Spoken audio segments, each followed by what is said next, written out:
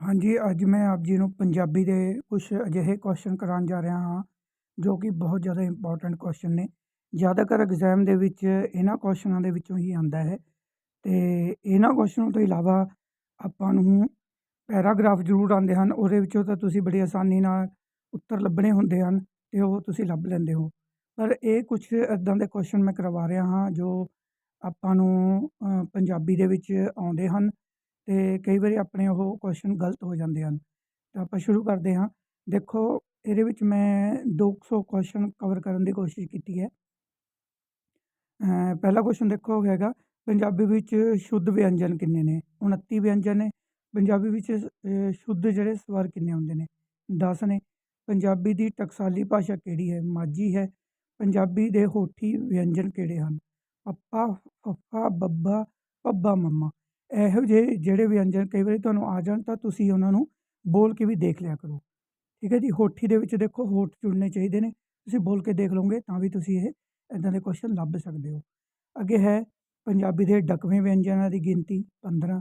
ਬਿੰਦੀ ਕੀ ਹੈ? ਲਗਾਖਰ ਹੈ। ਪੰਜਾਬੀ ਦੀ ਕਿਸ ਉਪਭਾਸ਼ਾ ਵਿੱਚ ਸਵਰ ਹੈ? ਠੀਕ ਹੈ, ਪੁਆਧੀ ਦੇ ਵਿੱਚ ਹੈ ਜੀ।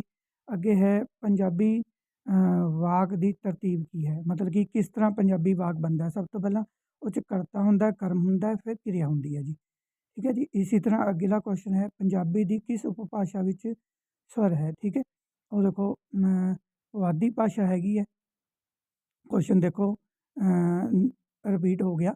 ਪੰਜਾਬੀ ਭਾਸ਼ਾ ਵਿੱਚ ਸਭ ਤੋਂ ਪਹਿਲਾਂ ਕੀ ਆਉਂਦਾ ਹੈ? ਠੀਕ ਹੈ ਜੀ। ਇਹ ਦੇਖੋ ਕੁਐਸਚਨ ਨੂੰ ਘੁਮਾ ਕੇ ਹੋਰ ਤਰ੍ਹਾਂ ਪੁੱਛ ਲਿਆ ਉਹਨੇ ਅਤੇ ਕਰਤਾ ਆਉਂਦਾ, ਜਿਵੇਂ ਆਪਾਂ ਦੇਖੋ ਉੱਪਰ ਵਾਲੇ 8ਵੇਂ ਕੁਐਸਚਨ 'ਚ ਹੀ ਇਹ ਕੀਤਾ ਹੈਗਾ, ਕਿਉਂਕਿ ਇਹ 'ਚ ਕਈ ਵਾਰੀ ਕੁਐਸਚਨ ਰਿਪੀਟ ਵੀ ਹੋਏ ਨੇ। ਉਹ ਕੁਐਸਚਨ ਉਹੀ ਰਿਪੀਟ ਹੋਏ ਨੇ ਜਿਹੜੇ ਕੁਐਸਚਨ ਬਹੁਤ ਜ਼ਿਆਦਾ ਇੰਪੋਰਟੈਂਟ ਹਨ। ਪੰਜਾਬੀ ਦੀ ਖ ਧੁਨੀ ਹੈ, ਅਘੋਸ਼ ਮਹਾਂ ਪ੍ਰਾਣ ਧੁਨੀ ਹੈ। ਇਹ ਜਿਹੜੀ ਖ ਧੁਨੀ ਹੈ। ਕਿਹੜਾ ਸ਼ਬਦ ਪੰਜਾਬੀ ਵਿੱਚ ਸਬੰਧਕ ਸ਼੍ਰੇਣੀ ਦਾ ਮੈਂਬਰ ਨਹੀਂ ਹੈ? ਭਾਵੇਂ ਸ਼ਬਦ ਜਿਹੜਾ ਹੈਗਾ, ਇਹ ਜਿਹੜਾ ਸੰਬੰਧਕ ਹੁੰਦੇ ਨੇ ਇੱਕ ਵਾਕ ਦੇ ਵਿੱਚ, ਮਤਲਬ ਕਿ ਸ਼ਬਦਾਂ ਦੇ ਦੂਜੇ ਦੇ ਨਾਲ ਜਿਹੜੇ ਸੰਬੰਧ ਜੋੜਦੇ ਨੇ, ਭਾਵੇਂ ਜਿਹੜਾ ਹੈਗਾ ਉਹ ਮਤਲਬ ਕਿ ਸੰਬੰਧਕ ਸ਼੍ਰੇਣੀ ਵਿੱਚ ਨਹੀਂ ਆਉਂਦਾ। ਪੰਜਾਬੀ ਭਾਸ਼ਾ ਦੀ ਜਨਮਦਾਤੀ ਦੇਖੋ, ਇਹਦੀਆਂ ਕਿਹੜੀਆਂ ਭਾਸ਼ਾਵਾਂ ਤੋਂ ਪੰਜਾਬੀ ਦੇਖੋ ਬਣੀ ਹੈ? ਸਿੰਧੀ, ਅੰਗਰੇਜ਼ੀ, ਹਿੰਦੀ, ਸੰਸਕ੍ਰਿਤ। ਠੀਕ ਹੈ ਜੀ। ਪੰਜਾਬੀ ਦਾ ਪਹਿਲਾ ਵਿਆਕਰਨ ਕਿਸ ਨੇ ਲਿਖਿਆ? ਇਹ ਬੜਾ ਧਿਆਨ ਨਾਲ ਨੋਟ ਕਰਨਾ ਕੁਐਸਚਨ। ਪੰਜਾਬੀ ਦਾ ਵਿਆਕਰਨ ਹੈ, ਪਰ ਦੇਖੋ ਲਿਖਿਆ ਕਿਹੜੇ ਵਿਅਕਤੀ ਨੇ? ਵਿਲੀਅਮ ਕੈਰੀ ਨੇ। ਬੰਦਾ ਅੰਗਰੇਜ਼ ਹੈ। ਕਈ ਵਾਰੀ ਉੱਥੇ ਕਨਫਿਊਜ਼ਨ ਹੋ ਜਾਂਦੀ ਹੈ। ਅਤੇ ਅਗਲਾ ਦੇਖੋ ਆਪਾਂ ਕੁਐਸਚਨ ਕਰ ਰਹੇ ਹਾਂ, ਕਿਸ ਉਪਭਾਸ਼ਾ ਵਿੱਚ ਰ ਧੁਨੀ ਦਾ ਲੋਪ ਨਹੀਂ ਹੁੰਦਾ? ਠੀਕ ਹੈ, ਮਾਝੀ ਭਾਸ਼ਾ ਹੈ ਜੀ। ਕਈ ਵਾਕਾਂ ਵਿੱਚ ਹੈ ਜਾਂ ਸੀ ਇਕੱਲਾ ਸ਼ਬਦ ਹੀ ਕਿਰਿਆ ਦਾ ਰੂਪ ਹੁੰਦਾ ਹੈ, ਉਸ ਨੂੰ ਕੀ ਕਿਹਾ ਜਾਂਦਾ? ਉਸ ਨੂੰ ਸੰਸਕਰੀ ਕਿਰਿਆ ਕਿਹਾ ਜਾਂਦਾ ਹੈ। ਅਤੇ ਇਹ ਬੜਾ ਧਿਆਨ ਨਾਲ ਨੋਟ ਕਰਨਾ ਕੁਐਸਚਨ, ਅਤੇ ਕਿਉਂਕਿ ਕਈ ਵਾਰੀ ਹੈ ਸੀ ਹੀ ਵਾਕ ਉਹਨੇ ਨਾਲ ਉਹੀ ਕਿਰਿਆ ਨਾਲ ਖਤਮ ਹੁੰਦਾ। ਸੰਸਰਗੀ ਕਿਰਿਆ ਦੇਖੋ ਇਹਦਾ ਆਨਸਰ ਹੈ। ਅੱਗੇ ਦੇਖੋ ਹੈਗਾ ਕੁਐਸਚਨ, ਉਹ ਸਾਡਾ ਘਰ ਹੈ ਵਾਕ ਵਿੱਚ ਉਹ ਦਾ ਕਾਰਜ ਹੈ, ਮਤਲਬ ਕਿ ਉਹ ਸ਼ਬਦ ਕੀ ਹੈ? ਉਹ ਨਿਸ਼ਚੈਵਾਚਕ ਪੜ੍ਹਨਾਂਵ ਹੈ। ਠੀਕ ਹੈ। ਮਹਾਂਕਾਵਿ ਵਿੱਚ ਘੱਟ ਤੋਂ ਘੱਟ ਕਿੰਨੇ ਸਰਗ ਹੁੰਦੇ ਹਨ? 8 ਦੇਖੋ ਇਹਦੇ 'ਚ ਆਨਸਰ ਹੈ ਜੀ। ਬਣਤਰ ਅਨੁਸਾਰ ਵਾਕ ਦੀਆਂ ਕਿੰਨੀਆਂ ਕਿਸਮਾਂ ਹੁੰਦੀਆਂ ਹਨ? 4 ਕਿਸਮਾਂ ਦੇ ਬਣਤਰ ਅਨੁਸਾਰ ਵਾਕ ਹੁੰਦੇ ਨੇ। ਠੀਕ ਹੈ, ਇਹ ਬਣਤਰ ਅਨੁਸਾਰ ਪੁੱਛੇ ਹੁਣ ਇੱਥੇ। ਠੀਕ ਹੈ, ਅਤੇ ਕਿਸ ਸੰਸਥਾ ਵੱਲੋਂ ਪੰਜਾਬੀ ਸਾਹਿਤ ਦਾ ਵਿਧਾ ਮੂਲਕ ਇਤਿਹਾਸ ਤਿਆਰ ਕੀਤਾ ਗਿਆ ਹੈ? ਠੀਕ ਹੈ, ਅਤੇ ਉਹ ਕਿਹੜਾ ਹੈਗਾ, ਕਿਹਨਾਂ ਨੇ ਇਤਿਹਾਸ ਤਿਆਰ ਕਰਾਇਆ? ਇਹ ਹੈਗਾ ਪੰਜਾਬੀ ਅਕਾਦਮੀ ਦਿੱਲੀ ਨੇ। ਅੱਗੇ ਹੈ, ਗੁਰਮੁਖ ਲਿਪੀ ਵਿੱਚ ਹੁੰਦਾ ਹੈ ਕੀ ਹੁੰਦਾ ਹੈ? ਧੁਨੀ ਲਈ ਵੱਖਰਾ ਚਿੰਨ੍ਹ, ਮਤਲਬ ਕਿ ਹਰ ਇੱਕ ਧੁਨੀ ਲਈ ਵੱਖਰਾ ਜਿਹੜਾ ਚਿੰਨ੍ਹ ਹੈਗਾ ਉਹ ਬਣਾਇਆ ਗਿਆ ਹੈਗਾ। ਅਗਲਾ ਕੁਐਸਚਨ ਹੈ, ਗੁਰਮੁਖੀ ਲਿਪੀ ਕਿਸ ਪੁਰਾਤਨ ਲਿਪੀ ਤੋਂ ਉਪਜੀ ਹੈ? ਬ੍ਰਹਮੀ ਲਿਪੀ ਤੋਂ ਦੇਖੋ ਜੀ ਉਪਜੀ ਹੈ, ਪੁਰਾਣੀ ਜੇ ਕੋਈ ਪੁੱਛ ਲਵੇ ਤਾਂ। ਠੀਕ ਹੈ, ਵੈਸੇ ਕਿੰਨਿਆਂ ਦਾ ਮਿਕਸਚਰ ਹੈ, ਆਪਾਂ ਉੱਪਰ ਕੁਐਸਚਨ ਕੀਤਾ ਹੈਗਾ। ਉਹ ਧਰਤੀ ਜਿਸ ਵਿੱਚ ਸ਼ੂਰਾ ਹੋਵੇ, ਦੇਖੋ ਇੱਦਾਂ ਦੇ ਕੁਐਸਚਨ ਵੀ ਵਨ ਵਰਡ ਕੁਐਸਚਨ ਵੀ ਕਈ ਵਾਰੀ ਪੁੱਛ ਲਏ ਜਾਂਦੇ ਆ, ਤਾਂ ਉਹਦਾ ਆਨਸਰ ਹੈ ਕੱਲਰ। ਕਲਰ ਭੂਮੀ ਹੁੰਦੀ ਹੈ ਜੀ। ਅਗਲਾ ਕੁਐਸਚਨ ਹੈ ਪੰਜਾਬੀ ਸਾਹਿਤ ਦਾ ਮੁੱਢ ਕਦੋਂ ਬੱਝਾ? ਇਹ ਦੇਖੋ 8ਵੀਂ 9ਵੀਂ ਸਦੀ ਤੋਂ ਇਹਦਾ ਜਿਹੜਾ ਮੁੱਢ ਹੈਗਾ ਉਹ ਬੱਝਿਆ। ਜੋ ਅੱਖਰ ਪੈਰ ਵਿੱਚ ਲਿਖੇ ਜਾਣ ਉਹਨਾਂ ਨੂੰ ਕੀ ਕਹਿੰਦੇ ਹਨ? ਉਹਨਾਂ ਨੂੰ ਦੁੱਤ ਅੱਖਰ ਕਹਿੰਦੇ ਹਨ। ਸੱਦੀ ਨਾ ਬੁਲਾਈ ਮੈਂ ਲਾੜੇ ਦੀ ਤਾਈ ਅਖਾਣ ਕਦੋਂ ਵਰਤਿਆ ਜਾਂਦਾ ਹੈ? ਦੇਖੋ ਜਦੋਂ ਕੋਈ ਬਦੋ ਬਦੀ ਕਿਸੇ ਦੇ ਮਾਮਲੇ ਵਿੱਚ ਦਖਲ ਦੇਵੇ। ਪੈਰੀ ਬਿੰਦੀ ਵਾਲੇ ਸ਼ਬਦ ਮਿਲਾ ਕੇ ਗੁਰਮੁਖੀ ਵਰਨਮਾਲਾ ਵਿੱਚ ਇਸ ਵੇਲੇ ਕੁੱਲ ਕਿੰਨੇ ਅੱਖਰ ਆਉਂਦੇ ਹਨ? ਅਤੇ ਇਹ ਧਿਆਨ ਦੇਣਾ ਜੀ, ਇਸ ਟਾਈਮ ਇਹਦੇ ਵਿੱਚ 41 ਅੱਖਰ ਆਉਂਦੇ ਹਨ। 35 ਅੱਖਰੀ ਤਾਂ ਉਹੀ ਹੈ, ਠੀਕ ਹੈ, ਜਿਹਦੇ ਵਿੱਚ ਮਤਲਬ ਕਿ 35 ਅੱਖਰ ਤਾਂ ਉਹੀ ਆ ਗਏ, ਠੀਕ ਹੈ ਜੀ। ਉਸ ਤੋਂ ਬਾਅਦ 6 ਅੱਖਰ ਜਿਹੜੇ ਹੈਗੇ ਆ ਉਸ ਦੇ ਵਿੱਚ ਹੋਰ ਐਡ ਹੁੰਦੇ ਨੇ, ਤਾਂ ਇਹ 41 ਅੱਖਰ ਬਣ ਜਾਂਦੇ ਨੇ। ਵਰਨਮਾਲਾ ਦੇ ਆਧਾਰ 'ਤੇ ਕਿਹੜਾ ਕਾਵਿਆ ਰੂਪ ਰਚਿਆ ਜਾਂਦਾ ਹੈ? ਠੀਕ ਹੈ, 35 ਅੱਖਰੀ, 80 ਹਰਫੀ, 52 ਅੱਖਰੀ, ਠੀਕ ਹੈ। ਇਹ ਅੱਖਰਾਂ ਦੇ ਆਧਾਰ 'ਤੇ ਦੇਖੋ ਇੱਦਾਂ ਦਾ 35 ਅੱਖਰੀ, 80 ਹਰਫੀ ਅਤੇ 52 ਅੱਖਰੀ। ਸੁਚੇਤ ਜਿਹੜਾ ਸ਼ਬਦ ਹੈ ਉਸਦਾ ਸਮਾਨਾਰਥਕ ਕਿਹੜਾ ਹੈ? ਕਿਉਂਕਿ ਇਹ ਇੱਦਾਂ ਦੇ ਕੁਐਸਚਨ ਵਿੱਚ ਵੀ ਕਈ ਵਾਰ ਲਿਖੇ ਗਏ ਆ ਜਿਹੜੇ ਮਤਲਬ ਕਿ ਕਈ ਕੁਐਸਚਨਾਂ ਦੇ ਵਿੱਚ ਆਏ ਅਤੇ ਬੱਚਿਆਂ ਨੇ ਬਹੁਤ ਜ਼ਿਆਦਾ ਉਹਨੂੰ ਕਨਫਿਊਜ਼ ਕੀਤਾ ਹੈ। ਤਾਂ ਇਸਦਾ ਦੇਖੋ ਸਮਾਨਾਰਥ ਸਜਗ, ਉਜੜ ਅਤੇ ਸੱਖਣਾ ਸਰਲ, ਮਤਲਬ ਕਿ ਇਹ ਜਿਹੜੇ ਇਹਦੇ ਸਮਾਨਾਰਥਕ ਸ਼ਬਦ ਇਸ ਦੇ ਨਾਲ ਦੇ ਮਿਲਦੇ ਜੁਲਦੇ ਹਨ। ਪੰਜਾਬੀ ਭਾਸ਼ਾ ਦਾ ਲਿਪੀ ਹੈ, ਇਹ ਕਿਹੜੀ ਲਿਪੀ ਹੈ? ਇਸ ਦੀ ਮਤਲਬ ਕਿ ਇਹ ਲਿਪੀ ਪੁੱਛੀ ਗਈ ਹੈ ਅਤੇ ਗੁਰਮੁਖੀ ਲਿਪੀ ਹੈ। ਪੰਜਾਬੀ ਭਾਸ਼ਾ ਵਿੱਚ ਸੰਬੰਧਕ ਕਿੰਨੇ ਪ੍ਰਕਾਰ ਦੇ ਹੁੰਦੇ ਹਨ? ਸੰਬੰਧਕ ਦੇਖੋ ਜੀ ਕਿੰਨੇ ਦੇ ਤਿੰਨ ਤਰ੍ਹਾਂ ਦੇ ਹੁੰਦੇ ਨੇ। ਨਾਮ ਕਿੰਨੇ ਪ੍ਰਕਾਰ ਦੇ ਹੁੰਦੇ ਨੇ? 5 ਤਰ੍ਹਾਂ ਦੇ ਹੁੰਦੇ ਨੇ। ਕਾਰਕ ਕਿੰਨੇ ਪ੍ਰਕਾਰ ਦੇ ਹੁੰਦੇ ਨੇ? 8 ਪ੍ਰਕਾਰ ਦੇ ਹੁੰਦੇ। ਪੰਜਾਬੀ ਭਾਸ਼ਾ ਵਿੱਚ ਕਰਦੰਤਕ ਕਿੰਨੀ ਪ੍ਰਕਾਰ ਦੇ ਹੁੰਦੇ ਹਨ? ਇਹ 4 ਤਰ੍ਹਾਂ ਦੇ ਹੁੰਦੇ ਨੇ। ਵਿਸ਼ੇਸ਼ਣ ਕਿੰਨੇ ਪ੍ਰਕਾਰ ਦੇ ਹੁੰਦੇ ਨੇ? 5 ਤਰ੍ਹਾਂ ਦੇ ਹੁੰਦੇ ਨੇ। ਪੜਨਾਮ ਕਿੰਨੀ ਤਰ੍ਹਾਂ ਦੇ ਹੁੰਦੇ ਨੇ? 6 ਪ੍ਰਕਾਰ ਦੇ ਹੁੰਦੇ ਹਨ। ਕਿਰਿਆ ਵਿਸ਼ੇਸ਼ਣ ਕਿੰਨੇ ਪ੍ਰਕਾਰ ਦੇ ਹੁੰਦੇ ਨੇ? 8 ਪ੍ਰਕਾਰ ਦੇ ਹੁੰਦੇ ਨੇ। ਪੰਜਾਬੀ ਭਾਸ਼ਾ ਲਿਪੀ ਵਿੱਚ ਕਿੰਨੀ ਲਗਾਖਰ ਜਾਂ ਸਵਰ ਹੁੰਦੇ ਨੇ ਅਤੇ ਜਾਂ ਸਵਰ ਵਾਹਕ ਜਿਹਨਾਂ ਲਈ ਆਪਾਂ ਸ਼ਬਦ ਵਰਤ ਲੈਂਦੇ ਹਾਂ, ਸਵਰ ਵਾਹਕ ਹੁੰਦੇ ਨੇ 3 ਹੁੰਦੇ ਨੇ। ਹ, ਰ, ਵ ਵਿੱਚੋਂ ਕਿਹੜੇ ਚਿੰਨ੍ਹ ਦੀ ਵਰਤੋਂ ਪੈਰਾਂ ਵਿੱਚ ਨਹੀਂ ਪਾਈ ਜਾ ਸਕਦੀ? ਠੀਕ ਹੈ, ਵ ਸ਼ਬਦ ਦੇਖੋ ਵਾਵਾ ਸ਼ਬਦ। ਪੰਜਾਬੀ ਭਾਸ਼ਾ ਸੰਬੰਧਿਤ ਕਿਹੜੀ ਉਪਭਾਸ਼ਾ ਨੂੰ ਰਾਸ਼ਟਰੀ ਭਾਸ਼ਾ ਦੀ ਸੂਚੀ ਵਿੱਚ ਰੱਖਿਆ ਗਿਆ ਹੈ? ਠੀਕ ਹੈ, ਇੱਕ ਉਪਭਾਸ਼ਾ ਹੈ ਪੰਜਾਬੀ ਦੀ ਅਤੇ ਇਸ ਨੂੰ ਰਾਸ਼ਟਰੀ ਸੂਚੀ ਦੇ ਵਿੱਚ ਰੱਖਿਆ ਗਿਆ, ਮਤਲਬ ਕਿ ਰਾਸ਼ਟਰ ਦੀਆਂ ਜਿਵੇਂ 22 ਲੈਂਗੁਏਜਿਸ ਨੇ ਨਾ, ਉਸ ਦੇ ਵਿੱਚ ਇਹਨੂੰ ਸ਼ਾਮਿਲ ਕੀਤਾ ਗਿਆ। ਉਹ ਕਿਹੜੀ ਭਾਸ਼ਾ ਹੈ? ਡੋਗਰੀ। ਠੀਕ ਹੈ ਜੀ। ਉਸ ਤੋਂ ਬਾਅਦ ਯੋਜਕਾਂ ਨੂੰ ਕਾਰਜ ਦੇ ਆਧਾਰ 'ਤੇ ਕਿਹੜੇ 2 ਭਾਗਾਂ ਵਿੱਚ ਵੰਡਿਆ ਜਾ ਸਕਦਾ? ਸਮਾਨ ਯੋਜਕ ਅਤੇ ਅਧੀਨ ਯੋਜਕ। ਪੰਜਾਬੀ ਦੀ ਕਿਹੜੀ ਧੁਨੀ ਅਖੰਡੀ ਹੈ? ਨਾਸਤਿਕਤਾ। ਠੀਕ ਹੈ, ਅੱਗੇ ਹੈ ਗੁਰਮੁਖੀ ਦੇ ਊੜਾ, ਐੜਾ ਅਤੇ ਈੜੀ ਹਨ, ਇਹ ਸਵਰ ਵਾਹਕ ਨੇ ਜੀ। ਪਵਾਦ ਕੀ ਹੈ? ਠੀਕ ਹੈ, ਜਾਂ ਪਵਾਦੀ ਸ਼ਬਦ ਆਪਾਂ ਵਰਤ ਲੈਂਦੇ ਹਾਂ। ਪਵਾਦੀ ਸ਼ਬਦ ਕੀ ਹੈ? ਪਵਾਦੀ ਦੇਖੋ ਉਪਭਾਸ਼ਾ ਹੈ ਜੀ ਪੰਜਾਬੀ ਦੀ। ਭਾਸ਼ਾ ਵਿਭਾਗ ਪੰਜਾਬ ਦੀ ਸਥਾਪਨਾ ਕਦੋਂ ਹੋਈ? ਦੇਖੋ ਇੱਦਾਂ ਦੇ ਕੁਐਸਚਨ ਵੀ ਕਈ ਵਾਰੀ ਆ ਜਾਂਦੇ ਹੈਗੇ, ਕਿਉਂਕਿ ਪੰਜਾਬੀ ਦੇ ਨਾਲ ਰਿਲੇਟਡ ਹੈ ਅਤੇ ਇੱਦਾਂ ਦੇ ਕੁਐਸਚਨ ਵੀ ਕਈ ਵਾਰੀ ਪੁੱਛ ਲੈਂਦੇ ਆ। ਇਹ ਹੈਗਾ 1956। ਕਿਹੜਾ ਸ਼ਬਦ ਸਵਰ ਲੋਪ ਦੀ ਮਿਸਾਲ ਨਹੀਂ ਹੈ? ਇਹ ਇਤਰਾਜ਼ ਜਿਹੜਾ ਸ਼ਬਦ ਹੈ ਉਹ।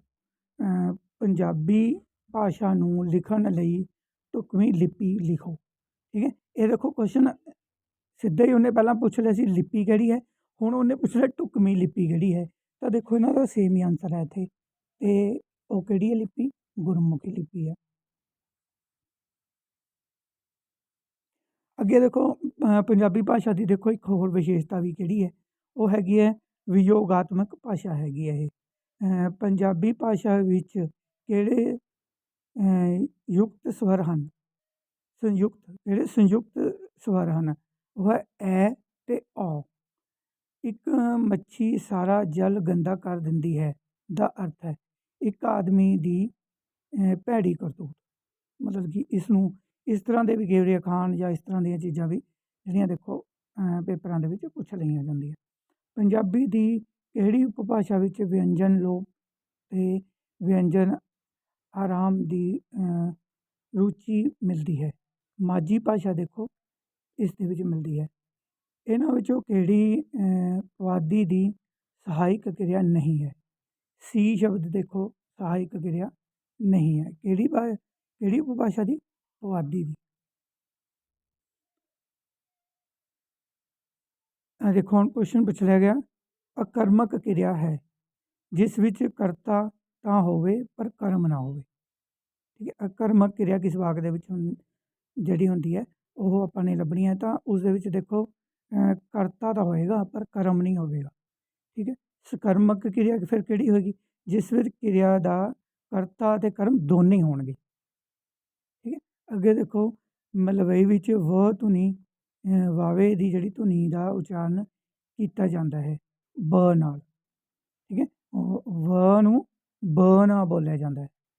ਠੀਕ ਹੈ, ਪੰਜਾਬੀ ਵਿੱਚ ਕਿਸ ਦੀ ਵਰਤੋਂ ਸਮੇਂ ਬਲ ਦਿੱਤਾ ਜਾਂਦਾ ਹੈ? ਅੱਧਕ ਦੇ ਸਮੇਂ ਦੇਖੋ ਬਲ ਦਿੱਤਾ ਜਾਂਦਾ ਹੈ। ਤੁਹਾਨੂੰ ਪਤਾ ਨਾ ਜਿਸ ਅੱਖਰ ਦੀ ਜਿਹੜੀ ਆਵਾਜ਼ ਆਪਾਂ ਨੇ ਡਬਲ ਕਰਨੀ ਹੋਵੇ ਤਾਂ ਉਸ ਤੋਂ ਪਹਿਲੇ ਅੱਖਰ ਦੇ ਉੱਤੇ ਜਿਹੜਾ ਹੈਗਾ ਉਸ ਨੂੰ ਆਪਾਂ ਅੱਧਕ ਜਿਹੜਾ ਹੈਗਾ ਉਹ ਲਗਾ ਦਿੰਦੇ ਹਾਂ। ਸੰਸਾਰ ਵਿੱਚ ਸਭ ਤੋਂ ਪਹਿਲਾਂ ਕਿਹੜੀ ਲਿਪੀ ਪੈਦਾ ਹੋਈ? ਦੇਖੋ ਇਹ ਕੁਐਸਚਨ ਬੜੀ ਵਾਰੀ ਪੁੱਛਿਆ ਜਾਂਦਾ ਹੈ। ਤਾਂ ਦੇਖੋ ਹੁਣ ਇਹਦਾ ਆਨਸਰ ਤੁਸੀਂ ਕਿਵੇਂ ਲੱਭੋਗੇ? ਇਹਦਾ ਆਨਸਰ ਹੈ ਉਹ ਕਿਹੜੀ ਲਿਪੀ ਸੀ? ਉਹ ਸੰਕੇਤਮਈ ਲਿਪੀ ਸੀਗੀ। ਸੰਕੇਤਮਈ ਲਿਪੀ ਜਿਹੜੀ ਵਿਸ਼ਵ ਲੈਵਲ 'ਤੇ ਸੰਸਾਰ ਲੈਵਲ 'ਤੇ ਸਭ ਤੋਂ ਪਹਿਲਾਂ ਜਿਹੜੀ ਵਰਤੀ ਗਈ ਲਿਪੀ ਮੰਨੀ ਜਾਂਦੀ ਹੈ। ਪੰਜਾਬੀ ਭਾਸ਼ਾ ਦੀ ਉਪਭਾਸ਼ਾਵਾਂ ਹਨ। ਦੇਖੋ ਕਿਹੜੀਆਂ ਕਿਹੜੀਆਂ ਉਪਭਾਸ਼ਾਵਾਂ ਹਨ? ਬੜਾ ਸੌਖਾ ਹੀ ਕੁਐਸਚਨ ਹੈ। ਦੇਖੋ ਮਾਝੀ, ਮਲਵਈ, ਦੁਆਬੀ, ਪੁਆਧੀ, ਪੋਠੋਹਾਰੀ ਅਤੇ ਮੁਲਤਾਨੀ। ਇਹਨਾਂ ਵਿੱਚੋਂ ਕਿਹੜੀ ਉਪਭਾਸ਼ਾ ਭਾਰਤੀ ਪੰਜਾਬ ਵਿੱਚ ਨਹੀਂ ਬੋਲੀ ਜਾਂਦੀ? ਠੀਕ ਹੈ, ਜਿਹੜਾ ਆਪਣਾ ਇੱਧਰਲਾ ਹੈਗਾ ਪੰਜਾਬ, ਮਤਲਬ ਕਿ ਜਿੱਥੇ ਹੁਣ ਅੱਜ ਆਪਾਂ ਰਹਿ ਰਹੇ ਹਾਂ ਉਹ ਹੈਗਾ ਪੋਠੋਹਾਰੀ। ਪੰਜਾਬੀ ਭਾਸ਼ਾ ਦੀ ਸਭ ਤੋਂ ਪਹਿਲੀ ਗ੍ਰਾਮਰ ਵਿਆਕਰਨ 1812 ਵਿੱਚ ਕਿਸ ਨੇ ਲਿਖੀ? William carry. ਦੇਖੋ ਹੁਣ ਇਹਦੇ 'ਚ ਉਹਨੇ ਉਸੇ ਕੁਐਸਚਨ ਘੁਮਾਤਾ। ਠੀਕ ਹੈ, ਅਤੇ ਇਹ ਤਾਂ ਤੁਹਾਨੂੰ ਇਸ ਤਰ੍ਹਾਂ ਦੇ ਕੁਐਸਚਨ ਮੈਂ ਦੱਸ ਰਿਹਾ ਵੀ ਤਾਂ ਕਿ ਘੁਮਾ ਕੇ ਵੀ ਮੈਂ ਬਣਾਏ ਨੇ, ਉਹਨਾਂ ਕੁਐਸਚਨਾਂ ਨੂੰ ਬਣਾਉਣ ਦੀ ਕੋਸ਼ਿਸ਼ ਕੀਤੀ ਹੈ। ਦੇਖੋ ਹੁਣ ਇਹ 'ਚ ਨਾਮ ਦੇਖੋ ਤਾਂ ਉਹਨੇ ਉਸੇ ਤਰ੍ਹਾਂ ਪੁੱਛਿਆ ਪਰ ਇਹਨੇ 1812 ਦਾ ਵੀ ਨਾਲ ਜ਼ਿਕਰ ਕਰ ਦਿੱਤਾ। ਠੀਕ ਹੈ ਜੀ। ਉੱਠ ਤੋਂ ਛਾਨਣੀ ਲਾਹਿਆਂ ਮੁਹਾਵਰੇ ਨੂੰ ਪੂਰਾ ਕਰੋ। ਠੀਕ ਹੈ, ਭਾਰ ਹੌਲਾ ਨਹੀਂ ਹੁੰਦਾ। ਇਹਦਾ ਮਤਲਬ ਕਿ ਇੱਦਾਂ ਵਾਕ ਹੋ ਜਾਏਗਾ, ਉੱਠ ਤੋਂ ਛਾਨਣੀ ਲਾਹਿਆਂ ਭਾਰ ਹੌਲਾ ਨਹੀਂ ਹੁੰਦਾ। ਮਤਲਬ ਕਿ ਵੀ ਉੱਠ ਹੈ, ਦੇਖੋ ਇੰਨਾ ਸਮਾਨ ਉਹਨੇ ਚੱਕਿਆ ਹੋਇਆ, ਇੱਕ ਛਾਨਣੀ ਲਾ ਦਾਂਗੇ ਤਾਂ ਫਿਰ ਉਹਨਾਂ ਕੀ ਫਰਕ ਪੈਣਾ ਉਹਨੂੰ। ਠੀਕ ਹੈ ਨਾ, ਇਹ ਵਾਕ ਮਤਲਬ ਕਿ ਇਹ ਜਿਹੜਾ ਮੁਹਾਵਰਾ ਇੱਦਾਂ ਆਪਾਂ ਨੂੰ ਪੂਰਾ ਕਰ ਸਕਦੇ। ਇੱਦਾਂ ਵੀ ਤੁਹਾਨੂੰ ਕੁਐਸਚਨ ਪੁੱਛੇ ਜਾ ਸਕਦੇ ਆ ਮੁਹਾਵਰੇ ਪੂਰੇ ਕਰਨ ਲਈ ਵੀ ਕਹਿ ਸਕਦਾ ਉਹ, ਅਰਥ ਵੀ ਪੁੱਛ ਸਕਦਾ, ਇੱਦਾਂ ਕਹਿ ਵੀ ਸਕਦਾ ਵੀ ਪੂਰੇ ਵੀ ਕਰੋ ਇਹਨਾਂ ਨੂੰ। ਉਸ ਤੋਂ ਅੱਗੇ ਹੈਗਾ ਕੁਐਸਚਨ, ਬੋਲੀ ਕੀ ਹੁੰਦੀ ਹੈ? ਠੀਕ ਹੈ, ਇੱਕ ਦੇਖੋ ਡੈਫੀਨੇਸ਼ਨ ਦੇ ਰੂਪ 'ਚ ਹੈ, ਡੈਫੀਨੇਸ਼ਨ ਵੀ ਐਵੇਂ ਤੁਹਾਨੂੰ ਪੁੱਛ ਸਕਦਾ ਬੋਲੀ ਕੀ ਹੁੰਦੀ ਹੈ? ਉਹ ਸਾਧਨ ਜਿਸ ਦੁਆਰਾ ਵਿਅਕਤੀ ਆਪਣੇ ਮਨ ਦੇ ਭਾਵ ਕਿਸੇ ਦੂਸਰੇ ਵਿਅਕਤੀ ਅੱਗੇ ਪ੍ਰਗਟ ਕਰਦਾ ਹੈ ਉਸ ਨੂੰ ਬੋਲੀ ਭਾਸ਼ਾ ਵਿੱਚ ਕਿਹਾ ਜਾਂਦਾ ਹੈ। ਠੀਕ ਹੈ, ਉਹਨੂੰ ਬੋਲੀ ਜਾਂ ਭਾਸ਼ਾ ਮਤਲਬ ਕਿ ਆਪਾਂ ਕਹਿ ਸਕਦੇ ਹਾਂ। ਬੋਲੀ ਵੀ ਸ਼ਬਦ ਹੈ, ਉਸ ਲਈ ਭਾਸ਼ਾ ਵੀ ਸ਼ਬਦ ਹੈ। ਭਾਸ਼ਾ ਕੀ ਹੁੰਦੀ ਹੈ? ਉਹ ਸਾਧਨ ਜਿਸ ਦੁਆਰਾ ਵਿਅਕਤੀ ਆਪਣੇ ਮਨ ਦੇ ਭਾਵ ਕਿਸੇ ਦੂਸਰੇ ਵਿਅਕਤੀ ਨੂੰ ਲਿਖ ਕੇ ਜਾਂ ਬੋਲ ਕੇ ਸਮਝਾਉਂਦਾ, ਉਸ ਨੂੰ ਭਾਸ਼ਾ ਆਪਾਂ ਕਹਿੰਦੇ ਹਾਂ। ਠੀਕ ਹੈ, ਬੋਲੀ ਦਾ ਦੇਖੋ ਆਪਾਂ ਬੋਲ ਕੇ ਆਪਾਂ ਕਹਿ ਸਕਦੇ ਹਾਂ। ਠੀਕ ਹੈ, ਇਹ ਜਿਹੜੀ ਹੈਗੀ ਭਾਸ਼ਾ ਜੇ ਆਪਾਂ ਮਤਲਬ ਕਿ ਆਪਾਂ ਲਿਖ ਕੇ ਵੀ ਕਹਿ ਸਕਦੇ ਹਾਂ, ਬੋਲ ਕੇ ਜਾਂ ਮਤਲਬ ਕਿ ਲਿਖ ਕੇ ਆਪਾਂ ਸਮਝਾਉਂਦੇ ਹਾਂ ਕਿਸੇ ਨੂੰ ਕੋਈ ਵੀ ਗੱਲ। ਥੋੜ੍ਹਾ ਜਿਹਾ ਲਿਟਲ ਬਿਟ ਜਿਹੜਾ ਹੈਗਾ ਉਹਦੇ 'ਚ ਫਰਕ ਹੈਗਾ। ਅਤੇ ਉਹ ਦਿਨ ਡੁੱਬਾ ਮੁਹਾਵਰਾ ਪੂਰਾ ਕਰੋ। ਦੇਖੋ ਹੁਣ ਮੁਹਾਵਰਾ ਪੂਰਾ ਕਰਨ ਲਈ ਆ ਗਿਆ ਕੁਐਸਚਨ, ਇਹ ਤਾਂ ਸਭ ਨੂੰ ਪਤਾ ਹੈ। ਉਹ ਦਿਨ ਡੁੱਬਾ ਜਦੋਂ ਘੋੜੀ ਚੜ੍ਹਿਆ ਕੁੱਬਾ। ਠੀਕ ਹੈ, ਵਾਲ ਬਚਣ ਦਾ ਅਰਥ ਕਰੋ ਹੈ ਨਾ, ਮੌਤ ਦੇ ਮੂੰਹ ਤੋਂ ਬਚਣਾ। ਬੋਲੀ ਦੀਆਂ ਕਿਸਮਾਂ ਦੱਸੋ। ਠੀਕ ਹੈ, ਬੋਲੀ ਦੇਖੋ ਬੋਲਚਾਲ ਦੀ ਬੋਲੀ ਹੈਗੀ ਹੈ ਅਤੇ ਸਾਹਿਤਕ ਬੋਲੀ ਹੈ, ਦੋ ਉਹਦੀਆਂ ਕਿਸਮਾਂ ਹੁੰਦੀਆਂ ਨੇ। ਭਾਸ਼ਾ ਦੀ ਛੋਟੀ ਤੋਂ ਛੋਟੀ ਇਕਾਈ ਕਿਹੜੀ ਹੈ? ਧੁਨੀ ਦੇਖੋ ਭਾਸ਼ਾ ਦੀ ਸਭ ਤੋਂ ਛੋਟੀ ਇਕਾਈ ਮੰਨੀ ਜਾਂਦੀ ਹੈ। ਭਾਸ਼ਾ ਸ਼ਬਦ ਨੂੰ ਹੋਰ ਕੀ ਕਿਹਾ ਜਾਂਦਾ ਹੈ? ਠੀਕ ਹੈ, ਭਾਵੰਸ਼ ਜਾਂ ਰੂਪਗ੍ਰਾਮ ਵੀ ਦੇਖੋ ਇਹਨੂੰ ਸ਼ਬਦ ਨੂੰ ਆਪਾਂ ਕਹਿ ਸਕਦੇ ਹਾਂਗੇ। ਸਾਹ ਮੁੱਕਣਾ ਮੁਹਾਵਰੇ ਦਾ ਅਰਥ ਲਿਖੋ। ਬਹੁਤ ਡਰ ਜਾਣਾ। ਠੀਕ ਹੈ, ਪੰਜਾਬੀ ਭਾਸ਼ਾ ਦੀ ਰਾਜ ਭਾਸ਼ਾ ਕਿਹੜੀ ਹੈ? ਟਕਸਾਲੀ ਭਾਸ਼ਾ। ਠੀਕ ਹੈ, ਟਕਸਾਲੀ ਭਾਸ਼ਾ ਨੂੰ ਆਪਾਂ ਰਾਜ ਭਾਸ਼ਾ ਕਹਿੰਦੇ ਹਾਂਗੇ। ਹੱਥੀਂ ਛਾਵਾਂ ਕਰਨੀਆਂ ਦਾ ਅਰਥ ਆਦਰ ਮਾਣ ਕਰਨਾ। ਕਿਤਾਬਾਂ ਕਿਸ ਭਾਸ਼ਾ ਵਿੱਚ ਛਪਦੀਆਂ ਹਨ? ਦੇਖੋ, ਕਿਸ ਭਾਸ਼ਾ 'ਚ ਛਪਦੀਆਂ ਹਨ? ਟਕਸਾਲੀ ਭਾਸ਼ਾ ਜਾਂ ਮਿਆਰੀ ਭਾਸ਼ਾ। ਆਪਾਂ ਸ਼ਬਦ ਦੋਨੇ ਵਰਤ ਸਕਦੇ ਹਾਂ। ਉਪ ਭਾਸ਼ਾ ਕੀ ਹੁੰਦੀ ਹੈ? ਦੇਖੋ, ਇਹ ਵੀ ਇਹਦੀ ਡੈਫੀਨੇਸ਼ਨ ਆ ਗਈ। ਦੇਖੋ ਪਹਿਲਾਂ ਭਾਸ਼ਾ ਦੀ ਡੈਫੀਨੇਸ਼ਨ ਆਈ, ਬੋਲੀ ਦੀ ਆਈ, ਤਾਂ ਇਸੇ ਤਰ੍ਹਾਂ ਇਹ ਜਿਹੜੀ ਹੁਣ ਉਪ ਭਾਸ਼ਾ ਦੀ ਦੇਖੋ ਡੈਫੀਨੇਸ਼ਨ ਆ ਗਈ ਹੈ। ਅਤੇ ਕੀ ਹੁੰਦੀ ਹੈ? ਬੋਲ ਵਿੱਚ ਆਏ ਫਰਕ ਨਾਲ ਉਪਭਾਸ਼ਾ ਬਣਦੀ ਹੈ। ਬੋਲੀ ਦੇ ਵਿੱਚ ਥੋੜ੍ਹੇ ਥੋੜ੍ਹੇ ਜੋ ਫਰਕ ਆ ਜਾਂਦੇ ਨੇ, ਤਾਂ ਉਹ ਜਿਹੜੇ ਫਰਕ ਆਏ ਨੇ ਉਹ ਉਸਨੂੰ ਮਤਲਬ ਕਿ ਆਪਾਂ ਉਪਭਾਸ਼ਾ ਦੇ ਰੂਪ ਦੇ ਵਿੱਚ ਜਾਣਦੇ ਹਾਂ। ਅਤੇ ਮਾਝੀ ਭਾਸ਼ਾ ਬੋਲੀ ਜਾਂਦੀ ਹੈ, ਠੀਕ ਹੈ, ਰਾਵੀ ਅਤੇ ਬਿਆਸ ਦੇ ਖੇਤਰਾਂ ਵਿੱਚ ਮਾਝੀ ਭਾਸ਼ਾ ਇੱਥੇ ਬੋਲੀ ਜਾਂਦੀ ਹੈ। ਦੁਆਬੀ ਭਾਸ਼ਾ ਬੋਲੀ ਜਾਂਦੀ ਹੈ ਬਿਆਸ ਅਤੇ ਸਤਲੁਜ ਦੇ ਵਿਚਕਾਰ। ਠੀਕ ਹੈ, ਇਹਨਾਂ ਦੇ ਬਿਆਸ ਅਤੇ ਸਤਲੁਜ ਦੇ ਵਿਚਕਾਰ ਦੇ ਜਿਹੜੇ ਇਲਾਕੇ ਆ ਉੱਥੇ ਬੋਲੀ ਜਾਂਦੀ ਹੈ। ਮਲਵਈ ਭਾਸ਼ਾ ਬੋਲੀ ਜਾਂਦੀ ਹੈ ਸਤਲੁਜ ਤੋਂ ਘੱਗਰ ਦੇ ਵਿਚਕਾਰ ਦੇ ਜਿਹੜੇ ਇਲਾਕੇ ਹੈ। ਪੁਆਧੀ ਭਾਸ਼ਾ ਬੋਲੀ ਜਾਂਦੀ ਹੈ ਘੱਗਰ ਤੋਂ ਬਾਅਦ ਦੇ ਇਲਾਕਿਆਂ ਵਿੱਚ। ਇਹ ਕੁਐਸਚਨ ਪੱਕਾ ਹੀ ਪੁੱਛਦੇ ਨੇ ਕਿ ਦੱਸੋ ਜੀ ਇਹ ਭਾਸ਼ਾਵਾਂ ਕਿੱਥੇ ਕਿੱਥੇ ਬੋਲੀਆਂ ਜਾਂਦੀਆਂ ਨੇ। ਅਤੇ ਦੇਖੋ, ਘੋੜਾ ਸ਼ਬਦ ਦਾ ਇਸਤਰੀ ਲਿੰਗ, ਠੀਕ ਹੈ, ਘੋੜੀ ਹੁੰਦਾ ਹੈ। ਇਸ ਤਰ੍ਹਾਂ ਦੇ ਦੇਖੋ ਸ਼ਬਦ ਵੀ ਕਈ ਵਾਰੀ ਇਸਤਰੀ ਲਿੰਗ, ਪੁਲਿੰਗ, ਇਸ ਤਰ੍ਹਾਂ ਦੇ ਜਿਹੜੇ ਹੈਗੇ ਇੱਕ ਵਚਨ ਬਹੁਵਚਨ ਵੀ ਪੁੱਛ ਲਏ ਜਾਂਦੇ ਆ। ਇਹ ਉਸ ਦੀਆਂ ਪੁਸਤਕਾਂ ਹਨ। ਸੰਬੰਧਕ ਚੁਣੋ। ਇਹ 'ਚ ਦੀਆਂ ਜਿਹੜਾ ਹੈਗਾ ਉਹ ਸੰਬੰਧਕ ਦਾ ਕੰਮ ਕਰ ਰਿਹਾ ਹੈ। ਵਿਆਕਰਨ ਕਿਸ ਨੂੰ ਕਹਿੰਦੇ ਹਨ? ਦੇਖੋ ਹੁਣ ਫਿਰ ਡੈਫੀਨੇਸ਼ਨ ਆ ਗਈ। ਭਾਸ਼ਾ ਦੇ ਵਰਤਾਰੇ ਸੰਬੰਧੀ ਨਿਯਮਾਂ ਦੱਸਣ ਬਾਰੇ ਸ਼ਾਸਤਰ ਨੂੰ ਵਿਆਕਰਨ ਕਹਿੰਦੇ ਹਨ। ਵੀ ਕਿਹੜੇ ਨਿਯਮ ਲੱਗਣੇ ਆ, ਠੀਕ ਹੈ, ਕਿੱਥੇ ਕੁਐਸਚਨ ਲੱਗਣਾ, ਕੁਐਸਚਨ ਮਾਰਕ ਲੱਗਣਾ, ਕਰਤਾ ਕਰਮ ਕਿਵੇਂ ਪਹਿਲਾਂ ਆਉਣਾ, ਠੀਕ ਹੈ, ਕੀ ਪਹਿਲਾਂ ਆਉਣਾ ਉਹਨਾਂ ਦੇ ਵਿੱਚੋਂ, ਇਹ ਜਿਹੜੇ ਨਿਯਮ ਦੱਸਦੀ ਹੈ ਉਸ ਨੂੰ ਆਪਾਂ ਵਿਆਕਰਨ ਕਹਿੰਦੇ ਹਾਂ। ਵਿਆਕਰਨ ਨੂੰ ਕਿੰਨੇ ਭਾਗਾਂ ਵਿੱਚ ਵੰਡਿਆ ਗਿਆ ਹੈ? 4 ਭਾਗ ਹੈ। ਦੇਖੋ ਜੀ ਇਹਦੇ 'ਚ ਦੇਖੋ ਧੁਨੀ ਬੋਧ ਹੁੰਦਾ, ਇੱਕ ਧੁਨੀ ਬੋਧ ਹੁੰਦਾ, ਸ਼ਬਦ ਬੋਧ ਹੁੰਦਾ, ਵਾਕ ਬੋਧ ਹੁੰਦਾ ਅਤੇ ਅਰਥ ਬੋਧ ਹੁੰਦਾ। ਠੀਕ ਹੈ, ਧੁਨੀ ਮਤਲਬ ਕਿ ਕਿੱਦਾਂ ਦੀ ਟੋਨ ਨਿਕਲਦੀ ਆ ਉਹਦੇ ਬਾਰੇ ਪਤਾ ਹੋਣਾ। ਸ਼ਬਦਾਂ ਦੇ ਕਿਵੇਂ ਅਰਥ ਬਦਲਦੇ ਆ ਉਹਦੇ ਬਾਰੇ। ਵਾਕਾਂ ਬਾਰੇ ਦੇਖੋ, ਵਾਕਾਂ ਦੀਆਂ ਅੱਗੇ ਕਿਸਮਾਂ ਤੁਹਾਨੂੰ ਦੱਸ ਕੇ ਹਟੇ ਹਾਂ। ਅਤੇ ਅਰਥ ਜਿਵੇਂ ਇੱਕ ਸ਼ਬਦ ਦੇ ਕਈ ਤਰ੍ਹਾਂ ਦੇ ਦੇਖੋ ਜਿਹੜੇ ਹੈਗੇ ਆ ਉਹ ਅਰਥ ਨਿਕਲ ਜਾਂਦੇ ਹੈਗੇ। ਪੰਜਾਬੀ ਵਿੱਚ ਕਿੰਨੇ ਪ੍ਰਕਾਰ ਦੇ ਲਿੰਗ ਹੁੰਦੇ ਹਨ? 2 ਤਰ੍ਹਾਂ ਦੇ ਲਿੰਗ ਹੁੰਦੇ ਨੇ। ਪੁਲਿੰਗ ਹੁੰਦਾ ਅਤੇ ਇੱਕ ਇਸਤਰੀ ਲਿੰਗ ਹੁੰਦਾ। ਉਹ ਘਰ ਗਿਆ ਅਤੇ ਉਸਨੇ ਰੋਟੀ ਖਾਧੀ, ਵਾਕ ਦੀ ਕਿਸਮ ਲਿਖੋ। ਦੇਖੋ ਇਹ ਸੰਯੁਕਤ ਵਾਕ, ਠੀਕ ਹੈ, ਇਹ ਮਤਲਬ ਕਿ ਸੰਯੁਕਤ ਵਾਕ ਹੈ। ਇਸ ਨੂੰ ਆਪਾਂ ਅਲੱਗ ਅਲੱਗ ਵੀ ਕਰ ਸਕਦੇ ਹਾਂ। ਅਤੇ ਧੁਨੀ ਯੋਗ ਕੀ ਹੁੰਦਾ ਹੈ? ਠੀਕ ਹੈ, ਧੁਨੀ ਬੋਧ ਆਪਾਂ ਦੇ ਬਾਰੇ ਕਹਿੰਦੇ ਹਾਂ। ਧੁਨੀ ਬੋਧ ਕੀ ਹੁੰਦਾ? ਵਿਆਕਰਨ ਦਾ ਉਹ ਭਾਗ ਜਿਸ ਵਿੱਚ ਲਗਾ, ਸਵਰ, ਵਿਅੰਜਨ, ਲਗਾ ਅੱਖਰ, ਦੁੱਤ ਅੱਖਰ ਆਦਿ ਦਾ ਗਿਆਨ ਪ੍ਰਾਪਤ ਹੁੰਦਾ ਹੈ, ਉਸ ਨੂੰ ਆਪਾਂ ਧੁਨੀ ਬੋਧ ਕਹਿੰਦੇ ਹਾਂ। ਇਹ ਦੇਖੋ ਡੈਫੀਨੇਸ਼ਨ ਆ ਗਈ ਧੁਨੀ ਬੋਧ ਕਿਸ ਨੂੰ ਕਹਿੰਦੇ, ਜਿਸ ਦੇ ਵਿੱਚ ਆਪਾਂ ਨੂੰ ਮਤਲਬ ਕਿ ਸਵਰ, ਵਿਅੰਜਨ, ਲਗਾ ਅੱਖਰ, ਦੁੱਤ ਅੱਖਰ ਆਦਿ ਦਾ ਗਿਆਨ ਆਪਾਂ ਨੂੰ ਪ੍ਰਾਪਤ ਹੋਵੇ। ਠੀਕ ਹੈ, ਕਿਉਂਕਿ ਇਹਨਾਂ ਦੇ ਨਾਲ ਵੱਖ ਵੱਖ ਧੁਨੀਆਂ ਜਿਹੜੀਆਂ ਹੈਗੀਆਂ ਉਹ ਨਿਕਲਦੀਆਂ ਹੈਗੀਆਂ। ਜਦੋਂ ਹਵਾ ਫੇਫੜਿਆਂ ਤੋਂ ਬਾਹਰ ਜਦੋਂ ਹਵਾ ਫੇਫੜਿਆਂ ਤੋਂ ਹੁੰਦੀ ਹੋਈ ਮੂੰਹ ਰਾਹੀਂ ਬਾਹਰ ਆਉਂਦੀ ਹੈ ਤਾਂ ਉਸ ਨੂੰ ਕਿਹੜੀ ਮਤਲਬ ਕਿ ਧੁਨੀ ਕਹਿੰਦੇ ਹਨ? ਦੇਖੋ ਉਸ ਨੂੰ ਮਤਲਬ ਕਿ ਧੁਨੀ ਕੀ ਹੁੰਦੀ ਹੈ? ਪਹਿਲਾਂ ਤਾਂ ਇਹੀ ਕੁਐਸਚਨ ਹੈ, ਧੁਨੀ ਕੀ ਹੁੰਦੀ ਹੈ? ਜਦੋਂ ਦੇਖੋ ਫੇਫੜਿਆਂ ਤੋਂ ਜਿਹੜੀ ਹਵਾ ਆਪਾਂ ਨੇ ਖਿੱਚੀ ਅਤੇ ਮੂੰਹ ਰਾਹੀਂ ਜਿਹੜੀ ਬਾਹਰ ਕੱਢੀ ਉਸ ਨੂੰ ਧੁਨੀ ਕਹਿੰਦੇ ਨੇ। ਕਿੱਦਾਂ ਵੀ ਆਪਾਂ ਮਤਲਬ ਕਿ ਖਿੱਚਦੇ ਹਾਂ, ਜੋ ਵੀ ਆਪਾਂ ਬੋਲਦੇ ਹਾਂ ਉਹ ਮਤਲਬ ਕਿ ਇੱਕ ਤਰ੍ਹਾਂ ਦੀ ਧੁਨੀ ਪੈਦਾ ਕਰਦੀ ਹੈ। ਅੱਗੇ ਹੈਗਾ ਦੇਖੋ, ਅੱਖੋਂ ਅੰਨੀ ਨਾ ਚਿਰਾਗੋ, ਠੀਕ ਹੈ, ਨਾਮ ਉਹਦਾ ਚਿਰਾਗੋ ਪਰ ਹੈ ਅੱਖੋਂ ਅੰਨੀ ਹੈ। ਇਹ ਮਤਲਬ ਕਿ ਕੀ ਹੈ? ਜਿਸ ਦਾ ਨਾਂ ਉਸਦੇ ਜਿਹੜੇ ਨਾਂ ਤੋਂ ਉਲਟ ਹੋਵੇ, ਨਾਂ ਦੇ ਗੁਣਾਂ ਤੋਂ ਉਲਟ ਹੋਵੇ। ਠੀਕ ਹੈ,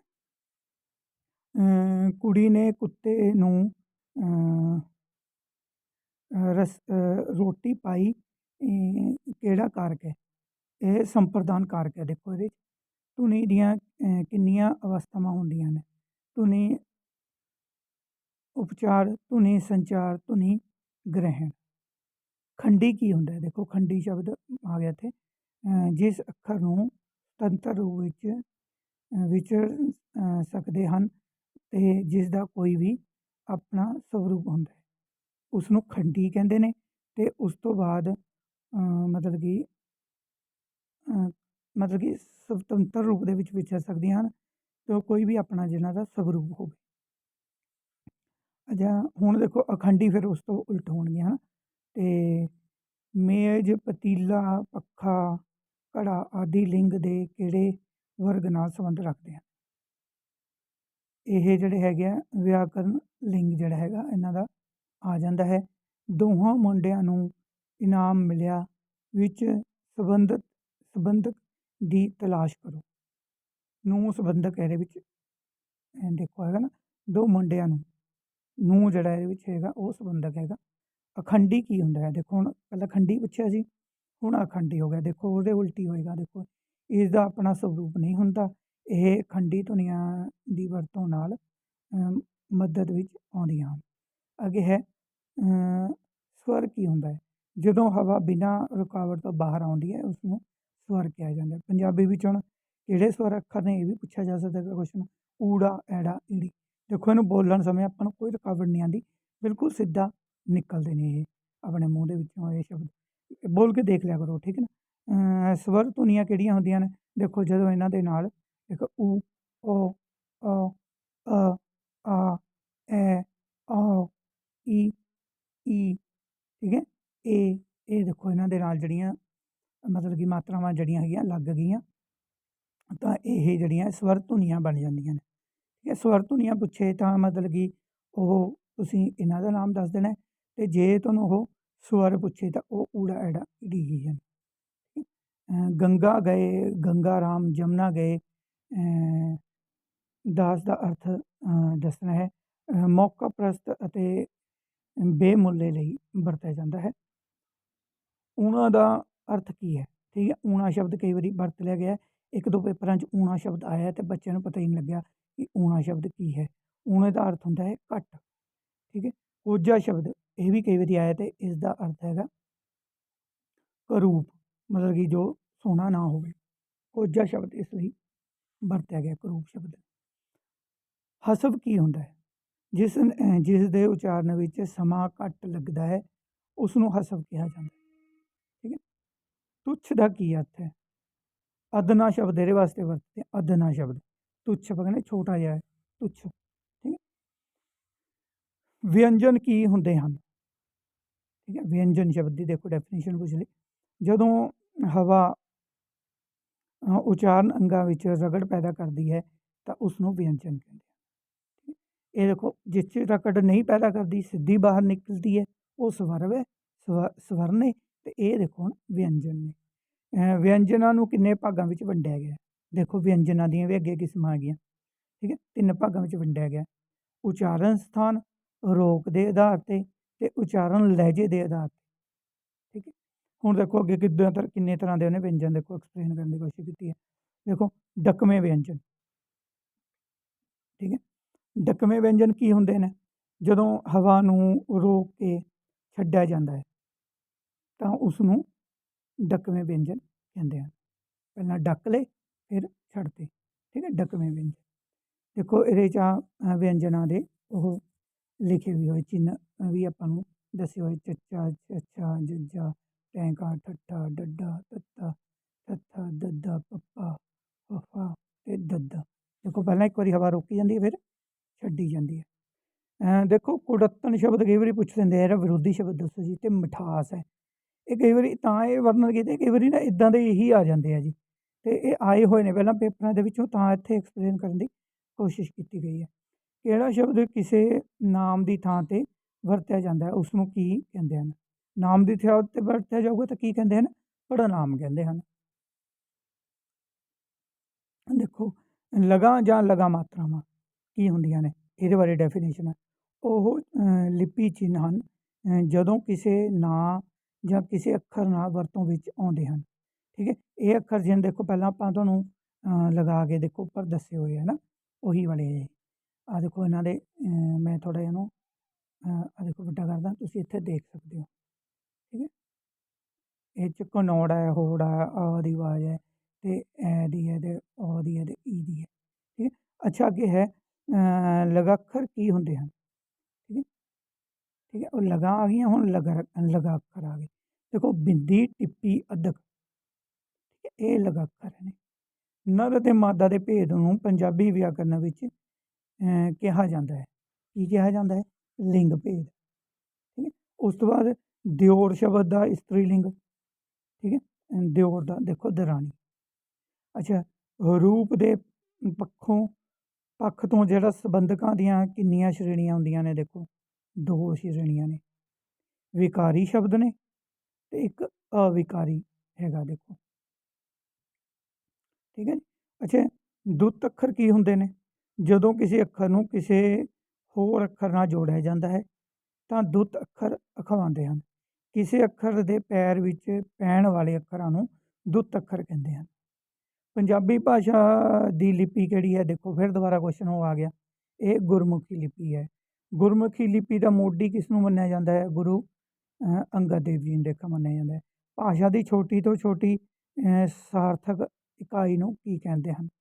ਠੀਕ ਹੈ, ਸਾਰਥਕ ਇਕਾਈ, ਠੀਕ ਹੈ। ਨਹੀਂ, ਇਹ ਸਾਰਥਕ ਇਕਾਈ ਹੈ। ਭਾਵੰਸ਼ ਜਾਂ ਧੁਨੀ, ਠੀਕ ਹੈ, ਭਾਵੰਸ਼ ਜਾਂ ਧੁਨੀ ਕਿਹਾ ਜਾਂਦਾ ਹੈ। ਗੁਰੂ ਅੰਗਦ ਦੇਵ ਜੀ ਨੇ ਗੁਰਮੁਖੀ ਲਿਪੀ ਵਿੱਚ ਕਿੰਨੇ ਅੱਖਰ ਰਚੇ? ਠੀਕ ਹੈ, ਉਹ ਦੇਖੋ ਊੜਾ, ਕੱਕਾ, ਚੱਚਾ, ਟੈਂਕਾ ਅਤੇ ਪੱਪਾ, ਠੀਕ ਹੈ। ਵਰਨਮਾਲਾ ਵਿੱਚ ਕਿੰਨੇ ਤੋਂ ਲੈ ਕੇ ਕਿੰਨੇ ਅੱਖਰ ਆਉਂਦੇ ਹਨ? ਊੜੇ ਤੋਂ ਲੈ ਕੇ ਰਾੜੇ ਤੱਕ ਜਿਹੜੇ ਇਹਦੇ 'ਚ ਅੱਖਰ ਆਉਂਦੇ ਹਨ ਵਰਨਮਾਲਾ ਦੇ, ਠੀਕ ਹੈ। ਤੁੱਛ ਸ਼ਬਦ ਦੇਖੋ ਫਿਰ ਆ ਗਿਆ, ਉਹ ਅਧਨਾਈ ਉਹਦਾ ਆਨਸਰ। ਗੁਰਮੁਖੀ ਲਿਪੀ ਨੂੰ ਕਿੰਨੇ ਅੱਖਰੀ ਕਿਹਾ ਜਾਂਦਾ ਹੈ? ਠੀਕ ਹੈ, ਜੇ ਪੁੱਛ ਲੈ ਗੁਰਮੁਖੀ ਨੂੰ ਕਿੰਨੇ ਅੱਖਰੀ ਕਿਹਾ ਜਾਂਦਾ, ਅਤੇ ਉਹ 'ਚ 35 ਅੱਖਰ ਹੁੰਦੇ ਤਾਂ 35 ਅੱਖਰੀ। ਵਰਨਮਾਲਾ ਨੂੰ ਕਿੰਨੇ ਵਰਗਾਂ ਵਿੱਚ ਵੰਡਿਆ ਗਿਆ? 8 ਵਰਗਾਂ ਦੇ ਵਿੱਚ ਵੰਡਿਆ ਗਿਆ। ਦੇਖੋ ਇਹ ਕਿਹੜੇ ਕਿਹੜੇ 8 ਵਰਗ ਨੇ, ਬੜੇ ਧਿਆਨ ਨਾਲ ਕਰਨ ਵਾਲੇ ਨੇ, ਇੱਦਾਂ ਦਾ ਕੁਐਸਚਨ ਹੀ ਕਈ ਵਾਰੀ ਆ ਜਾਂਦਾ। ਦੇਖੋ ਵਰਗ ਦੇਖੋ ਕਿਹੜੇ ਵਰਗ ਨੇ, ਦੇਖੋ ਉੱਤਮ ਵਰਗ ਹੈ ਪਹਿਲਾ, ਠੀਕ ਹੈ, ਪਹਿਲੇ ਵਾਲਾ ਜਿਹੜਾ ਹੈਗਾ। ਉਸ ਤੋਂ ਬਾਅਦ ਕ ਵਰਗ ਹੈ ਕੱਕੇ ਨਾਲ, ਚ ਵਰਗ ਚੱਚੇ ਨਾਲ, ਟੈ ਵਰਗ ਹੈ ਟੈਂਕੇ ਨਾਲ, ਪ ਵਰਗ ਹੈ ਪੱਪੇ ਨਾਲ, ਜਿਹੜੇ ਸ਼ੁਰੂ ਹੁੰਦੇ ਨੇ ਪੱਪੇ ਤੋਂ ਬਾਅਦ ਅਗਲੇ ਵਾਲੇ ਹਨ, ਅਤੇ ਅੰਤਿਮ ਵਰਗ ਹੈ, ਠੀਕ ਹੈ, ਅੰਤਿਮ ਵਰਗ। ਅਤੇ ਅੰਤਿਮ ਵਰਗ ਇੱਥੇ ਇੱਕ ਨਵੀਨ ਟੋਲੀ ਵੀ ਆਪਾਂ ਸ਼ਾਮਿਲ ਕਰ ਸਕਦੇ ਹਾਂ, ਨਵੀਨ ਟੋਲੀ, ਠੀਕ ਹੈ। ਅੱਛਾ, ਵਰਨਮਾਲਾ ਵਿੱਚ ਕਿਹੜੇ 6 ਫਾਰਸੀ ਜਿਹੜੇ ਹੈਗੇ ਸ਼ਬਦ ਹੋਰ ਜੋੜ ਦਿੱਤੇ ਗਏ ਹਨ? ਖ, ਸ਼, ਗ, ਠੀਕ ਹੈ, ਜ਼, ਅਤੇ ਫ ਅਤੇ ਲ, ਠੀਕ ਹੈ। ਢੱਡਾ ਪੈ ਗਿਆ ਇੱਥੇ, ਜਿਹੜਾ ਇੱਥੇ ਫ ਆਉਣਾ ਹੈਗਾ, ਫ ਅਤੇ ਲ। ਅਤੇ ਅੱਗੇ ਹੈ ਆਈ ਚਲਾਈ ਕਰਨ ਦਾ ਅਰਥ ਜੋ ਕਮਾਉਂਦਾ ਸੋ ਖਾ ਜਾਣਾ, ਜੋ ਆਪਾਂ ਨੇ ਕਮਾਇਆ ਉਹੀ ਖਾ ਜਾਣਾ। ਸਹੀ ਸਮਾਸੀ ਸ਼ਬਦ ਚੁਣੋ। ਹੱਕ, ਹਰਾਮ, ਮਤਲਬ ਕਿ ਇਹ ਸਮਾਸੀ ਸ਼ਬਦ ਨੇ ਜਿਨ੍ਹਾਂ ਵਿੱਚ ਛੋਟੀ ਜਿਹੀ ਇੱਕ ਡੈਸ਼ ਪਾਈ ਹੁੰਦੀ ਹੈ। ਹੱਕ, ਹਰਾਮ, ਹੱਕ, ਹਲਾਲ, ਹੱਕ, ਨਿਹੱਕ, ਹੱਕੀ ਕਮਾਈ। ਦੇਖੋ ਹੁਣ ਇਹ 'ਚ ਹੱਕ ਹਲਾਲ ਹੀ ਜਿਹੜਾ ਇਹਦਾ ਆਨਸਰ ਆਉਣਾ ਹੈ, ਠੀਕ ਹੈ ਜੀ। ਇੱਦਾਂ ਕਈ ਵਾਰੀ ਇੱਦਾਂ ਦੇ ਕੁਐਸਚਨ ਵੀ ਪੁੱਛ ਲੈਂਦੇ ਨੇ ਵੀ ਇੱਦਾਂ ਦੱਸੋ ਜੀ, ਇੱਦਾਂ ਦੇ ਆਹ ਕੁਐਸਚਨ ਲੱਭੋ, ਇੱਕ ਤੁਹਾਨੂੰ ਕੁਐਸਚਨ ਪਾ ਕੇ ਇਹਦੇ 'ਚ ਦੱਸਿਆ ਗਿਆ ਹੈ। ਉਹ ਦੇਖੋ ਫਿਰ ਕੁਐਸਚਨ ਪੁੱਛ ਲਿਆ ਗਿਆ, ਅੱਖੋਂ ਉਨੀ ਨਾ ਚਰਾਗੋ, ਠੀਕ ਹੈ, ਉਹ ਫਿਰ ਉਹੀ ਇਹਦਾ ਆਨਸਰ ਹੈ ਵੀ ਜਿਹੜਾ ਨਾਮ ਹੈ ਉਸਦੇ ਉਲਟ ਬੰਦੇ ਦੇ ਵਿੱਚ ਗੁਣ ਹੋਣਾ। ਕੁੜੀ ਨੇ ਕੁੱਤੇ ਨੂੰ ਰੋਟੀ ਪਾਈ, ਦੇਖੋ ਫਿਰ ਉਹ ਕੁਐਸਚਨ ਆ ਗਿਆ, ਸੰਪਰਦਾਨ ਕਾਰਕ ਇਹਦੇ ਵਿੱਚ ਹੈਗਾ। ਮੇਜ਼ ਪਤੀਲਾ ਵਾਲਾ ਫਿਰ ਆ ਗਿਆ, ਵਿਆਕਰਨ ਲਿੰਗ ਹੈਗਾ, ਦੇਖੋ ਇਹਦੇ ਵਿੱਚ ਵਰਤਿਆ ਗਿਆ। ਮਤਲਬ ਕਿ ਇਹ ਇੱਦਾਂ ਦੇ ਲਿੰਗ ਨੇ ਜਿਨ੍ਹਾਂ ਦਾ ਕੋਈ ਮਤਲਬ ਕਿ ਉਹ ਨਹੀਂ ਬਣ ਸਕਦਾ, ਠੀਕ ਹੈ। ਮਤਲਬ ਕਿ ਵਿਆਕਰਨਿਕ ਲਿੰਗ ਇਹ ਇਹਦੇ ਵਿੱਚ ਆ ਜਾਂਦੇ ਆ, ਠੀਕ ਹੈ। ਦੋਹਾਂ ਮੁੰਡਿਆਂ ਨੂੰ ਇਨਾਮ ਮਿਲਿਆ, ਦੇਖੋ ਕੀ ਹੈ, ਇਹਨੂੰ ਸੰਬੰਧਕ ਕਹਿੰਦੇ ਨੇ। ਸਮਾਸੀ ਸ਼ਬਦ ਗੱਲਬਾਤ, ਦੇਖੋ ਹੁਣ ਅਗਲੇ ਇਸ ਤਰ੍ਹਾਂ ਦੇ ਹੋਰ ਆ ਗਏ, ਦੇਖੋ ਸਮਾਸੀ ਸ਼ਬਦ ਫਿਰ ਲੱਭਣੇ ਇਹਦੇ 'ਚ। ਗੱਲਬਾਤ, ਆਪ ਬੀਤੀ, ਸਵੇ ਰੁਜ਼ਗਾਰ, ਠੀਕ ਹੈ। ਇਹ ਦੇਖੋ ਇਹਦੇ 'ਚ ਹੁਣ ਤੁਸੀਂ ਗੱਲਬਾਤ ਵੀ ਦੱਸ ਸਕਦੇ ਹੋ, ਠੀਕ ਹੈ। ਅਤੇ ਇਹ ਮਤਲਬ ਕਿ ਇੱਦਾਂ ਦੇ ਤੁਸੀਂ ਇਹਦੇ 'ਚ ਸਮਾਸੀ ਸ਼ਬਦ ਜਿਹੜੇ ਹੈਗੇ ਆ ਉਹ ਲੱਭਣੇ ਹੁੰਦੇ ਆ। ਦੇਖੋ ਅਦਨਾ ਸ਼ਬਦ ਫੇਰ ਆ ਗਿਆ, ਮਤਲਬ ਕਿ ਤੁੱਛ ਸ਼ਬਦ ਦਾ ਜਿਹੜਾ ਹੈਗਾ ਸ਼ੁੱਧ ਸ਼ਬਦ ਜੋੜ ਚੁਣੋ, ਠੀਕ ਹੈ। ਬੁੱਢਾ ਬੁੱਢਾ ਬੁੱਢਾ, ਠੀਕ ਹੈ, ਜਿਹੜਾ ਵਿਚਕਾਰ ਵਾਲਾ ਬੁੱਢਾ ਸ਼ਬਦ ਹੈ ਉਹ ਸਹੀ ਹੈਗਾ, ਠੀਕ ਹੈ। ਅਤੇ ਇਸੇ ਤਰ੍ਹਾਂ ਸ਼ਬਦ ਬੋਧ ਕੀ ਹੁੰਦਾ ਹੈ? ਧੁਨੀ ਦੇ ਜਿਹੜੇ ਸਮੂਹ ਤੋਂ ਬਣੀ ਭਾਸ਼ਾ ਦੀ ਸਾਰਥਕ ਇਕਾਈ ਨੂੰ ਸ਼ਬਦ ਕਿਹਾ ਜਾਂਦਾ ਹੈ।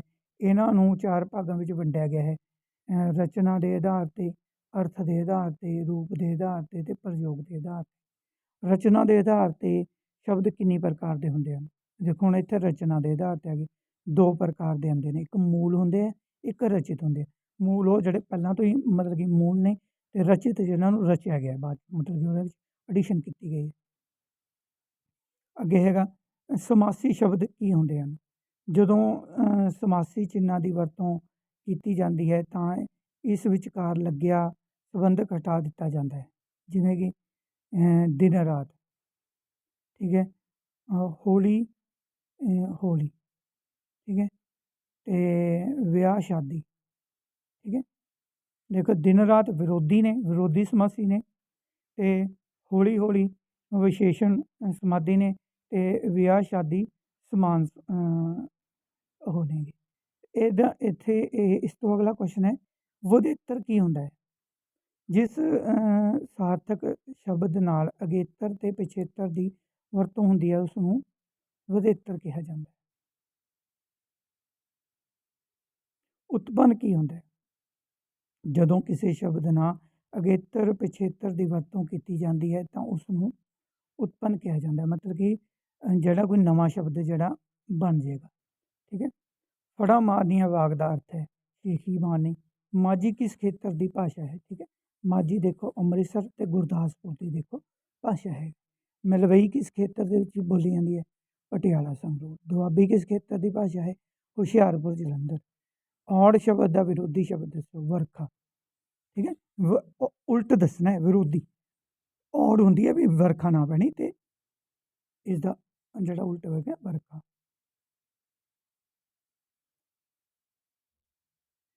ਦੇਖੋ ਇਹ ਕੁਐਸ਼ਨ ਹੈ, ਸਾਈਆਂ ਕਿਤੇ ਡੈਸ਼ ਪੂਰਾ ਕਰੋ, ਅਖਾਣ ਹੈ, ਸਾਈਆਂ ਕਿਤੇ ਵਧਾਈਆਂ ਕਿਤੇ, ਠੀਕ ਹੈ।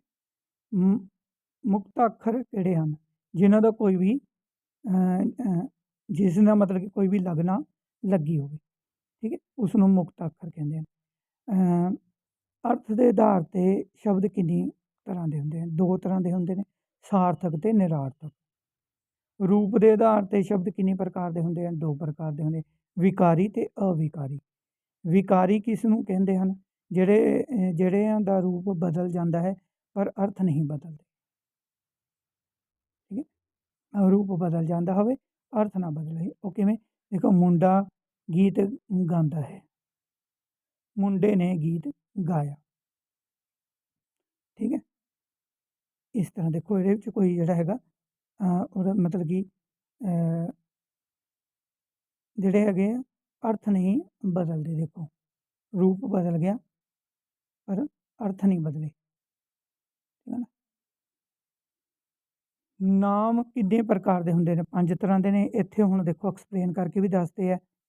ਆਮ ਨਾਮ ਜਾਂ ਜਾਤੀਵਾਚਕ ਨਾਮ ਵੀ ਇਹਨੂੰ ਬੋਲਦੇ ਆ, ਖਾਸ ਨਾਮ ਜਾਂ ਨਿੱਜਵਾਚਕ ਨਾਮ ਵੀ ਬੋਲਦੇ ਆ, ਇਕੱਠਵਾਚਕ ਜਾਂ ਸਮੂਹਵਾਚਕ ਨਾਮ ਵੀ ਉਹਦਾ ਹੈਗਾ, ਭਾਵਵਾਚਕ ਨਾਮ ਹੈਗੇ ਆ, ਅਤੇ ਵਸਤੂਵਾਚਕ ਜਾਂ ਪਦਾਰਥਵਾਚਕ ਨਾਮ।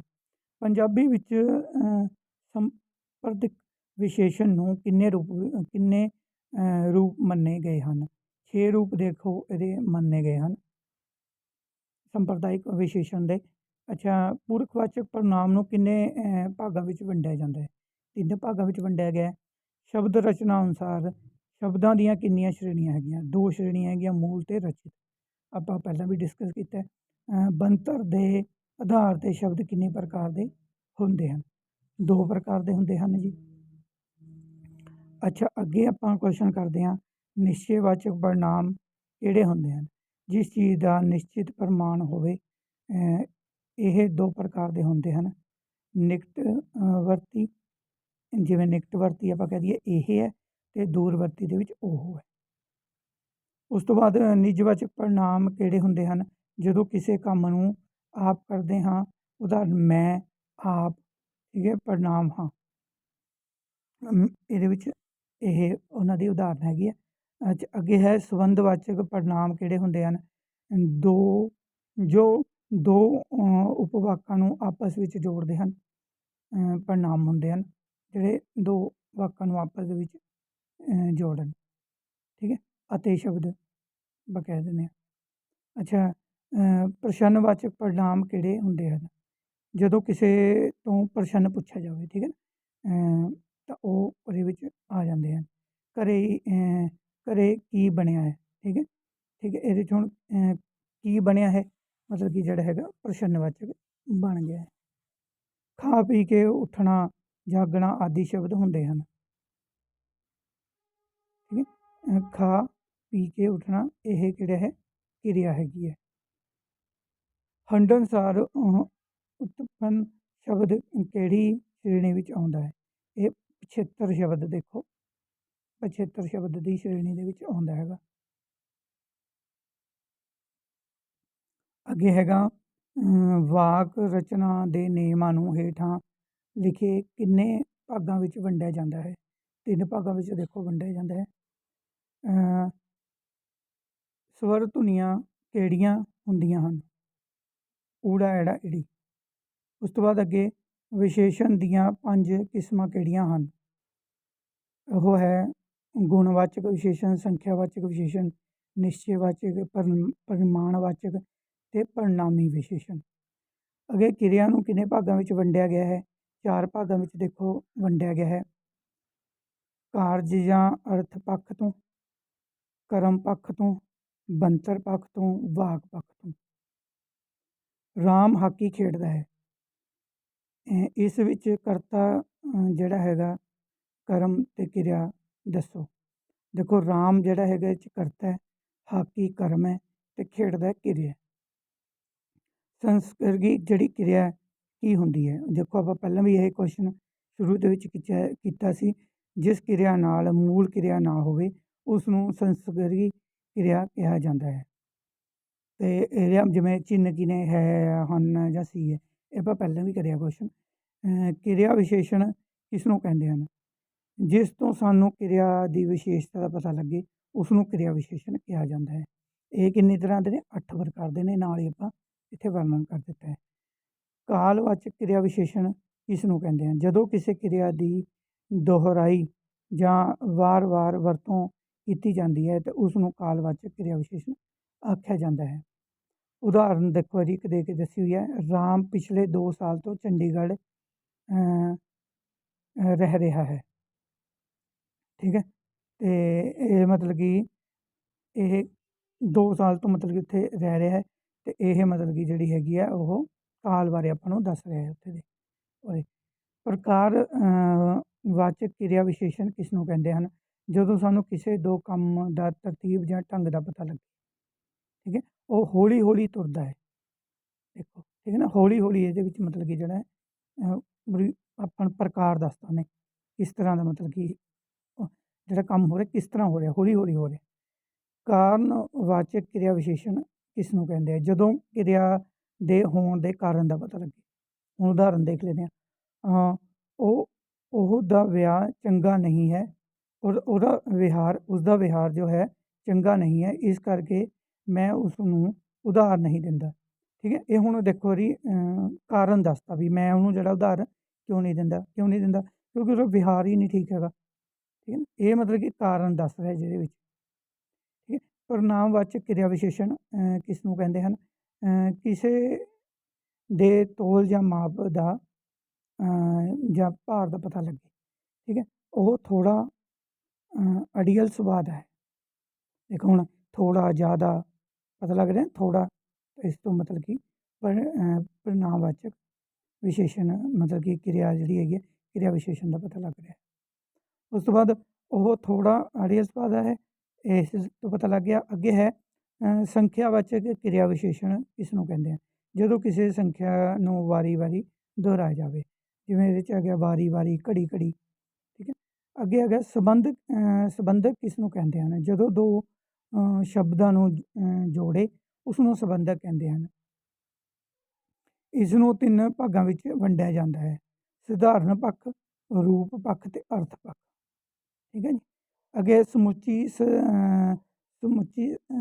ਸਮਾਨ ਯੋਜਕ ਕਿਸ ਨੂੰ ਕਹਿੰਦੇ ਹਨ? ਠੀਕ ਹੈ। ਸਮਾਨ ਯੋਜਕ ਦੇਖਦੇ ਹਾਂ, ਜਦੋਂ 2 ਉਪਵਾਕ ਆਪਸ ਵਿੱਚ ਜੁੜਦੇ ਹਨ ਅਤੇ ਸਮਾਨ ਰੂਪ ਵਿੱਚ ਭਾਵ ਪ੍ਰਗਟ ਕਰਦੇ ਹਨ, ਉਹਨਾਂ ਨੂੰ ਸਮੁੱਚੀ ਸਮਾਨ ਯੋਜਕ ਕਿਹਾ ਜਾਂਦਾ ਹੈ। ਦੇਖੋ ਹੁਣ ਉਦਾਹਰਨ ਦਿੱਤੀ ਹੈ, ਚਾਹ ਵੀ ਪੀਓ ਅਤੇ ਰੋਟੀ ਵੀ ਖਾਓ। ਦੇਖੋ ਦੋਨਾਂ ਦਾ ਆਪਣਾ ਆਪਣਾ ਮਹੱਤਵ ਹੈ ਇਹਦੇ ਵਿੱਚ। ਠੀਕ ਹੈ।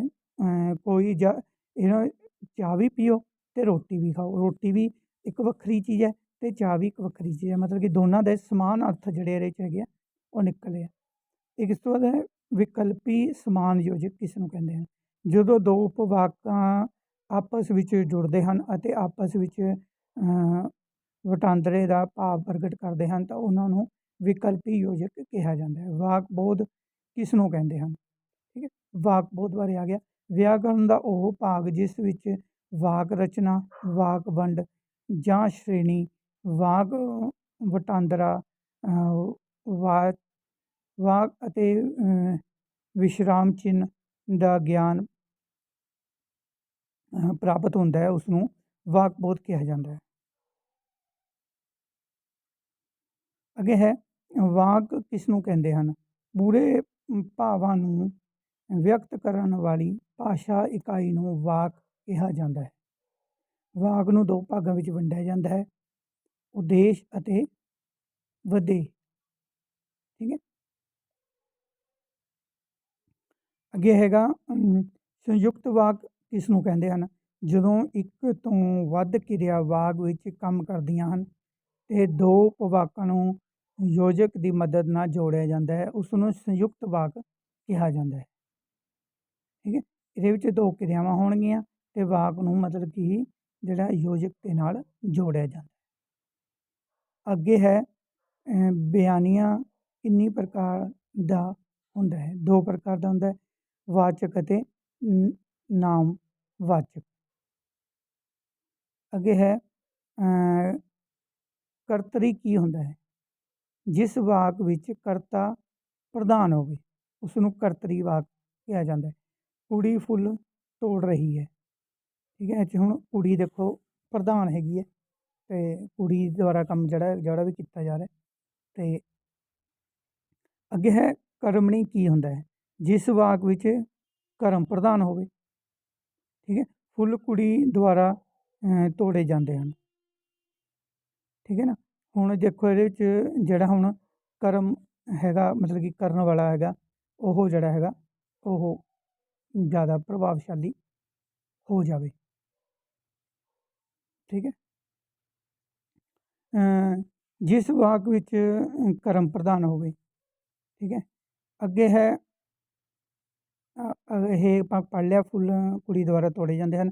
ਅੱਗੇ ਹੈ ਆਪਾਂ ਵਿਸ਼ਰਾਮ ਚਿੰਨ੍ਹ ਕਿੰਨੇ ਹੁੰਦੇ ਹਨ? ਦੇਖੋ 13 ਹੁੰਦੇ ਹਨ ਵਿਸ਼ਰਾਮ ਚਿੰਨ੍ਹ। ਉਸ ਤੋਂ ਬਾਅਦ ਅੱਗੇ ਹੈ ਛੁੱਟ ਮਰੋੜੀ ਕਿਸ ਨੂੰ ਕਹਿੰਦੇ ਹਨ? ਕਿਸੇ ਸ਼ਬਦ ਨੂੰ ਛੋਟਾ ਕਰਕੇ ਲਿਖਿਆ ਜਾਂਦਾ ਹੈ, ਉਸ ਨੂੰ ਛੁੱਟ ਮਰੋੜੀ ਅਖਵਾਉਂਦਾ ਹੈ। ਉਦਾਹਰਨ ਦੇ ਵਿੱਚ ਮਤਲਬ ਚ ਦਾ ਇੱਥੇ ਮਤਲਬ ਹੈ ਵਿੱਚ। ਠੀਕ ਹੈ। ਚ ਦੇ ਨਾਲ ਛੋਟਾ ਲੱਗ ਜਾਂਦਾ ਹੈ ਉੱਪਰ। ਅਰਥਬੋਧ ਕਿਸ ਨੂੰ ਕਹਿੰਦੇ ਹਨ? ਵਿਆਕਰਨ ਦਾ ਉਹ ਭਾਗ ਜਿਸ ਵਿੱਚ ਸ਼ੁੱਧ ਅਸ਼ੁੱਧ ਸ਼ਬਦ, ਸਮਾਨ ਅਰਥਕ ਸ਼ਬਦ, ਵਿਰੋਧੀ ਸ਼ਬਦ, ਬਹੁਤੇ ਸ਼ਬਦਾਂ ਦੀ ਥਾਂ ਇੱਕ ਸ਼ਬਦ, ਮੁਹਾਵਰੇ, ਅਖਾਣ, ਗਿਆਨ ਪ੍ਰਾਪਤ ਹੋਵੇ, ਉਸ ਨੂੰ ਅਰਥਬੋਧ ਕਿਹਾ ਜਾਂਦਾ ਹੈ। ਕਾਲ ਕਿੰਨੀ ਤਰ੍ਹਾਂ ਦੇ ਹੁੰਦੇ ਹਨ? ਦੇਖੋ 3 ਤਰ੍ਹਾਂ ਦੇ ਨੇ। ਬੜਾ ਸੌਖਾ ਕੁਐਸਚਨ ਹੈ। ਵਰਤਮਾਨ ਕਾਲ, ਭੂਤ ਕਾਲ ਅਤੇ ਭਵਿੱਖ ਕਾਲ। ਬੋਲੀ ਅਤੇ ਲਿਪੀ ਦਾ ਕੀ ਸੰਬੰਧ ਹੈ? ਠੀਕ ਹੈ। ਲਿਪੀ ਬੋਲੀ ਨੂੰ ਲਿਖਤੀ ਰੂਪ ਵਿੱਚ ਪੇਸ਼ ਕਰਦੀ ਹੈ। ਇਹ ਇੱਕ ਤਰ੍ਹਾਂ ਨਾਲ ਬੋਲੀ ਦਾ ਪਹਿਰਾਵਾ ਹੈ। ਇਸ ਰਾਹੀਂ ਸੂਖਮ ਰਹਿ ਕੇ ਸਾਕਾਰ ਰੂਪ ਧਾਰਨ ਕਰ ਲੈਂਦੀ ਹੈ। ਠੀਕ ਹੈ। ਅੱਗੇ ਦੇਖੋ ਕਿਹੜੇ ਕਿਹੜੇ ਅੱਖਰਾਂ ਦੇ ਪੈਰਾਂ ਵਿੱਚ ਬਿੰਦੀ ਲਾਈ ਜਾਂਦੀ ਹੈ? ਗੁਰਮੁਖੀ ਦੇ ਪਹਿਲਾਂ ਰਚਿਤ ਹੇਠਾਂ ਲਿਖੇ ਅੱਖਰਾਂ ਵਿੱਚ ਬਿੰਦੀ ਜਿਹੜੀ ਹੈਗੀ ਆ ਉਹ ਲਗਾਈ ਜਾਂਦੀ ਹੈ। ਜਿਹੜੇ ਉਰਦੂ ਫਾਰਸੀ ਤੋਂ ਸ਼ਬਦ ਜਿਹੜੇ ਹੈਗੇ ਆ ਉਹ ਆਏ ਹਨ। ਦੇਖੋ ਸ਼ ਖ ਗ ਅਤੇ ਜ ਫ ਅਤੇ ਇੱਕ ਇਹਦੇ ਵਿੱਚ ਲ ਵੀ ਹੈ। ਗੁਰਮੁਖੀ ਦੇ ਹੋਰ ਕਿਹੜੇ ਨਾਮ ਪ੍ਰਸਿੱਧ ਹਨ?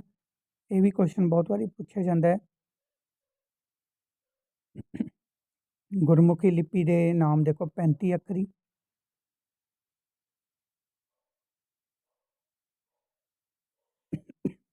ਅਗਲਾ ਕੁਐਸਚਨ ਹੈ ਲਿਪੀ ਅਤੇ ਵਰਣਮਾਲਾ ਵਿੱਚ ਕੀ ਅੰਤਰ ਹੈ?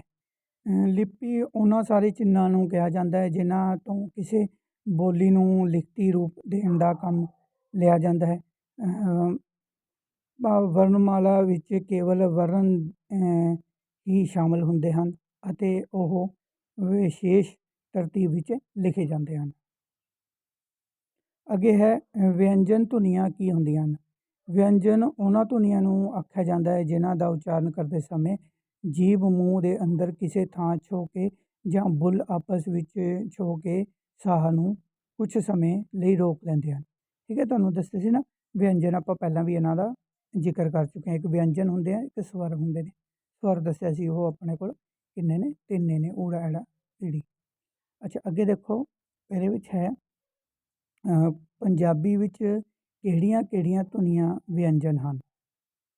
ਠੀਕ ਹੈ, ਪੰਜਾਬੀ ਵਿੱਚ ਸੱਸੇ ਤੋਂ ਲੈ ਕੇ ਰਾੜੇ ਤੱਕ ਸਾਰੀਆਂ ਧੁਨੀਆਂ ਹੀ ਵਿਅੰਜਨ ਹਨ। ਅਨੁਨਾਸਕੀ ਜਾਂ ਨਾਸਕੀ ਧੁਨੀਆਂ ਕਿਹਨਾਂ ਨੂੰ ਕਹਿੰਦੇ ਹਨ? ਜਿਹੜੀਆਂ ਧੁਨੀਆਂ ਨੱਕ ਵਿੱਚੋਂ ਉਚਾਰੀਆਂ ਜਾਂਦੀਆਂ ਹਨ ਉਹਨਾਂ ਨੂੰ ਨਾਸਕੀ ਧੁਨੀਆਂ ਕਹਿੰਦੇ ਹਨ। ਠੀਕ ਹੈ, ਇਹ ਬੋਲ ਕੇ ਦੇਖ ਸਕਦੇ ਹੋ ਤੁਸੀਂ। ਨਾਸਕੀ ਵਿਅੰਜਨ ਕੀ ਹੁੰਦੇ ਹਨ? ਨਾਸਕੀ ਵਿਅੰਜਨ ਉਸ ਧੁਨੀ ਨੂੰ ਕਹਿੰਦੇ ਹਨ ਜਿਨ੍ਹਾਂ ਦਾ ਉਚਾਰਨ ਕਰਨ ਸਮੇਂ ਆਵਾਜ਼ ਨੱਕ ਵਿੱਚੋਂ ਨਿਕਲਦੀ ਹੈ। ਠੀਕ ਹੈ, ਲਗਾਮ ਮਾਤਰਾ ਕੀ ਹੁੰਦੀਆਂ ਹਨ? ਲਗਾਮ ਮਾਤਰਾ ਸਵਰ ਜਿਹੜੇ ਹੈਗੇ ਆ ਦੇ ਚਿੰਨ੍ਹ ਹੁੰਦੇ ਹਨ, ਸਵਰਾਂ ਦੇ ਚਿੰਨ੍ਹ ਹੁੰਦੇ ਹਨ। ਪੰਜਾਬੀ ਭਾਵੇਂ 3 ਅੱਖਰ ਊੜਾ ਐੜਾ ਈੜੀ ਹੀ ਸਵਰ ਹਨ, ਪਰੰਤੂ ਵਰਤੋਂ ਵਿੱਚ ਇਹਨਾਂ ਦੀ ਗਿਣਤੀ 10 ਹੈ। ਠੀਕ ਹੈ, ਜਦੋਂ ਆਪਾਂ ਇਹਨਾਂ ਦੀ ਵਰਤੋਂ ਕਰਦੇ ਹਾਂ, ਜਦੋਂ ਲਗਾਵਾਂ ਲਗਾ ਦਿੰਦੇ ਹਾਂ ਅਤੇ 10 ਇਹਨਾਂ ਦੀਆਂ ਵੱਖਰੀ ਤਰ੍ਹਾਂ ਦੀਆਂ ਜਿਹੜੀਆਂ ਹੈਗੀਆਂ ਧੁਨੀਆਂ ਬਣ ਜਾਂਦੀਆਂ ਹੈਗੀਆਂ। ਕਰਤਾ ਕੀ ਹੈ? ਮੁਕਤਾ ਕੀ ਹੈ? ਮੁਕਤੇ ਬਾਰੇ ਆਪਾਂ ਪਹਿਲਾਂ ਜ਼ਿਕਰ ਕਰ ਚੁੱਕੇ ਹਾਂ। ਮੁਕਤਾ ਕੀ ਹੈ? ਮੁਕਤਾ ਇੱਕ ਹਸਵ ਸਵਰ ਹੈ ਜਿਸ ਦਾ ਕੋਈ ਵੀ ਚਿੰਨ੍ਹ ਨਹੀਂ ਹੈ। ਇਸ ਦੀ ਆਵਾਜ਼ ਅ ਦੇ ਬਰਾਬਰ ਹੁੰਦੀ ਹੈ।